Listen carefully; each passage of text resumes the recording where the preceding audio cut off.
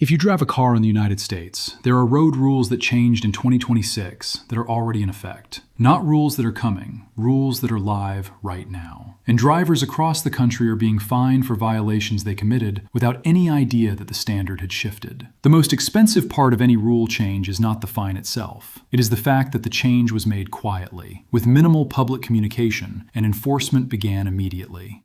This video covers every significant road rule change that has taken effect or expanded significantly in 2026. What the fines look like in real dollar terms, which driver behaviors are most actively being targeted by law enforcement right now, and the specific adjustments to make starting with your next drive. Whether you drive every day or only occasionally, whether you are a new driver or you have been behind the wheel for 40 years, some of what is here will be different from what you currently think the rules are. That gap is what generates the fines. Read every section before you get in the car again, and share this with every driver you know, because the people who need this most are the ones who have been driving the longest and have the most deeply ingrained habits that the new standards are changing. Let us start with the rule change that has generated the most citations so far in 2026, because it is also the one that catches the most experienced drivers off guard. Handheld mobile phone use while driving has been illegal in various forms across many states for years. But in 2026, two things changed simultaneously that have dramatically increased the enforcement impact. First, more states have moved to a hands-free only standard, meaning that having the phone in your hand in any capacity while the vehicle is in motion is a primary offense regardless of whether you are using it. Second, the definition of in motion in many state statutes has been clarified or updated to explicitly include being stopped at a red light, being stopped in slow-moving traffic, and being in a drive-through lane with the engine running.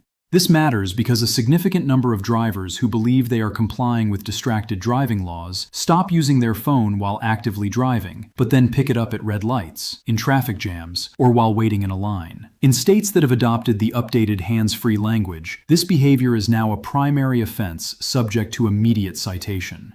The fine structure for handheld phone violations has also been updated in multiple states in 2026. In several states, fines that were previously in the $50 to $100 range for first offenses have been doubled or more as part of a broader effort to increase deterrence. In Georgia, the Hands-Free Georgia Act has been in effect for several years, but enforcement activity has intensified significantly in 2026. The fine for a first offense is $50 plus a 1-point violation. The fine for a second offense is $100 and a 2-point violation. The fine for a third offense is $150 and a 3-point violation. In New York, fines for handheld phone use start at $50 and can climb to $200 for first offenses, with additional surcharges that bring the real cost significantly higher.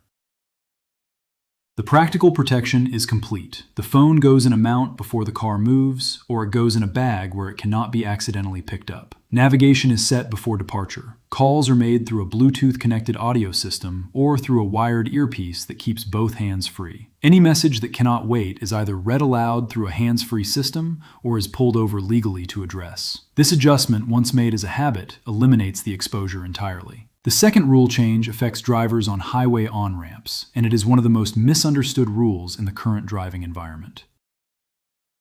The requirement to accelerate to match highway speed before merging has been in state motor vehicle codes for many years, but the enforcement emphasis on improper merging has increased in 2026 as state transportation departments and law enforcement agencies have responded to data showing that low-speed merges are a contributing factor in a disproportionate number of highway entry ramp incidents. What has changed in practice is the explicit enforcement guidance that classifies deliberately stopping or significantly slowing at the end of an acceleration lane as a failure to merge properly and is creating a hazardous condition for other drivers. In states that have updated their enforcement guidance, drivers who are documented stopping at the end of an entry ramp when traffic conditions would have permitted a proper merge can be cited even if no collision occurred. The logic behind this is straightforward when it is explained.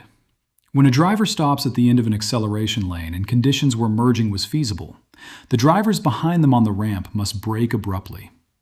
The driver on the highway who is expecting a merging vehicle to enter at highway speed must react to a vehicle moving significantly slower or stopped at the edge of the travel lane. Both situations create dangerous dynamics. The updated enforcement guidance makes the driver who stopped responsible for creating those dynamics. The correct merging procedure is to use the full length of the acceleration lane to build to highway speed, to identify a gap in traffic, to signal clearly and early, and to enter the highway at the same speed as the vehicles already traveling in that lane. If the ramp is short or traffic is genuinely too dense to allow a proper merge, the driver should stop at the end of the ramp and wait for a clear gap. But stopping when a gap was available and a proper merge was feasible is the violation. A related update affecting highway driving involves the Move Over law, which has been on the books in some form in all 50 states for years, but that is being enforced far more actively in 2026 as the number of incidents involving stopped emergency vehicles and highway workers has increased. The Move Over law requires drivers to move to a lane away from any stopped emergency vehicle, law enforcement vehicle, tow truck, roadwork vehicle, or in many states, any disabled vehicle with hazard lights activated.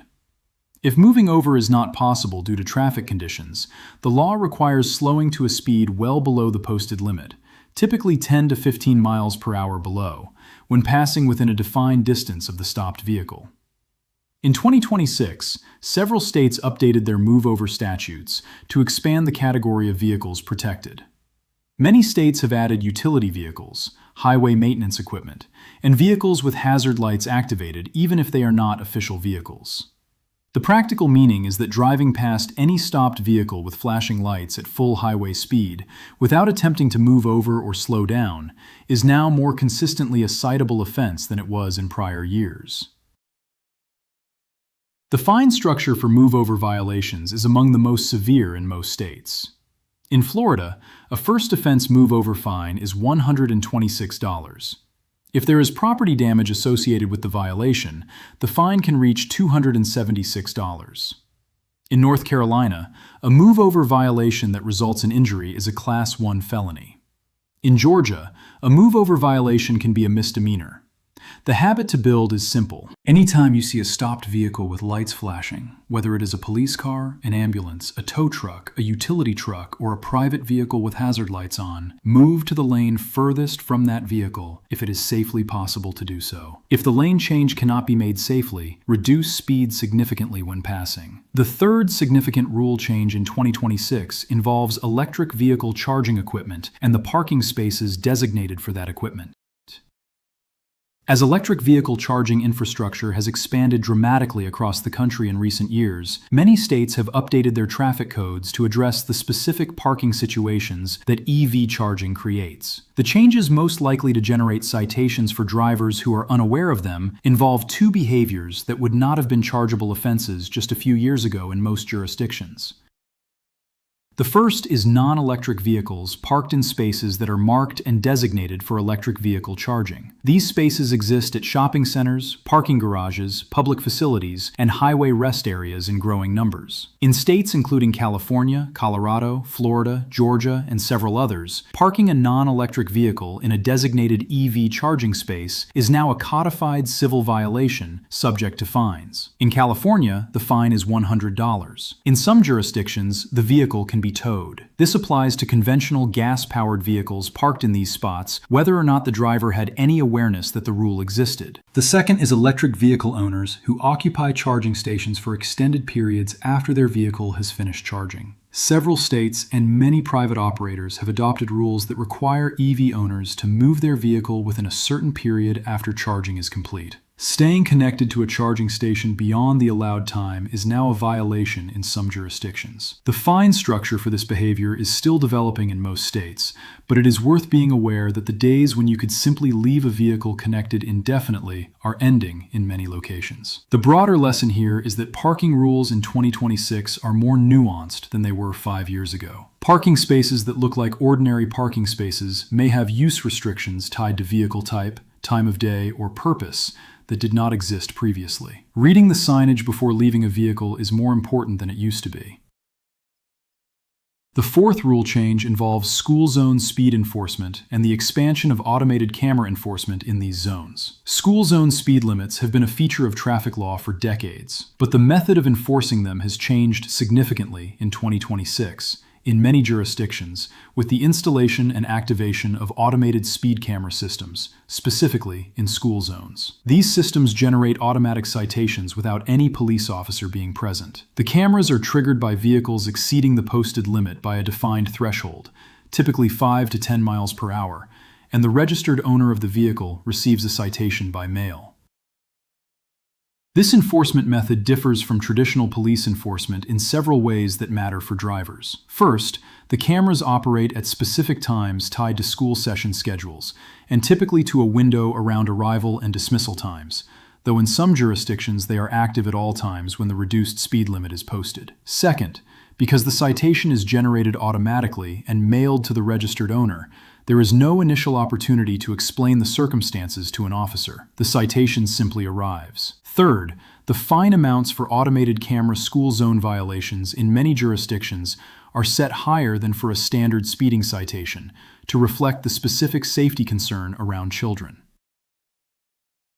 New York City's school zone camera program, which has been operating for several years but was significantly expanded in 2021 and 2022, now has cameras in school zones around every public school in the city. The fine is $50 for exceeding the school zone speed limit by more than 10 miles per hour. In Maryland, school bus camera programs issue automatic citations for passing a stopped school bus with the stop arm extended. The fine for a first offense is $125. The practical response to automated school zone camera enforcement is to treat every school zone as a known camera location, because increasingly it is. Reduce to the posted speed before entering the zone, not as you are passing through it. The fifth rule change involves pedestrian crosswalk rules and the obligation of drivers to yield.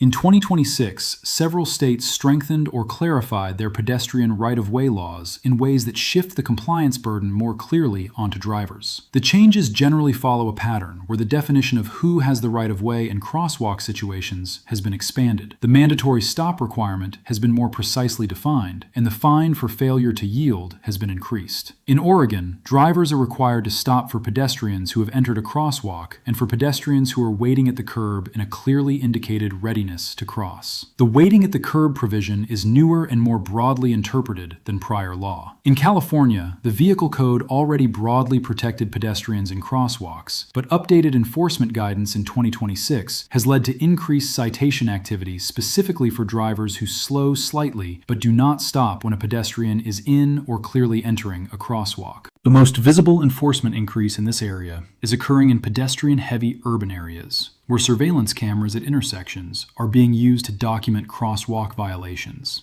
In cities including New York, San Francisco, Chicago, and Seattle, intersection camera footage is being used both to support enforcement of pedestrian safety violations and to generate automatic citations in some instances. The key behavioral change here is to treat a pedestrian's presence at a crosswalk, whether they are already in the roadway or visibly waiting to cross, as a mandatory stop situation. Slowing and waiting to see if they actually step off the curb is not compliant in jurisdictions that require stopping when a pedestrian is clearly waiting. The pedestrian's intention to cross, not their physical position in the roadway, is the trigger in these jurisdictions. The sixth rule change involves minimum following distance standards and how those standards are being applied in rear-end accident investigations. This is a rule that has not changed dramatically in the statutes, but that is being applied more consistently in accident fault determinations in 2026 in ways that affect how insurance claims are handled. The general standard of maintaining a safe following distance has always been in motor vehicle codes. But what counts as a safe following distance in terms of actual seconds or feet has been clarified in several states, and that clarification is being used in insurance investigations and at-fault determinations when rear-end accidents occur. The current guidance standard in law enforcement documentation is a minimum of 3 seconds of following distance under normal, dry road conditions. This means that from the moment the vehicle ahead of you passes a fixed point, at least 3 seconds should elapse before you reach that same point. Under adverse conditions including rain, snow, fog, reduced visibility, or wet roads, the recommended minimum doubles to 6 seconds. When a rear-end collision occurs, and insurance companies or law enforcement investigators evaluate fault, they are increasingly documenting following distance as a factor.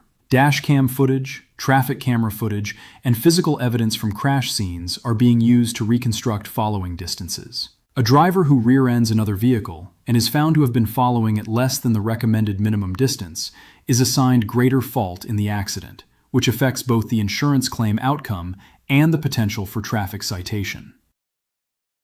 Building the 3-second minimum into daily driving, rather than treating it as an ideal for ideal conditions only, reduces exposure both to accidents and to fault assignment when accidents occur. The seventh change that affects drivers in 2026 is less about a specific traffic rule and more about a technology that is changing how traffic violations are documented and how difficult it is to contest them. Traffic camera infrastructure has expanded significantly in the United States over the past 2 years. Speed cameras in school zones, red light cameras at major intersections, license plate readers on both fixed and mobile law enforcement equipment, and highway overhead cameras used for incident documentation are now more prevalent than they have been at any previous point. The practical effect is that more driving behavior is now being captured on video than it was even 2 or 3 years ago. This expansion matters for drivers in 2 ways. First, violations that previously might have gone unobserved now may generate documented citations. A driver who has been rolling through a right turn on red without fully stopping in a jurisdiction where that is illegal may have done so for years without incident. If a camera is now installed at that intersection and the citation is generated automatically from footage, the driver receives the citation with photographic or video evidence of the violation attached. Contesting it becomes difficult.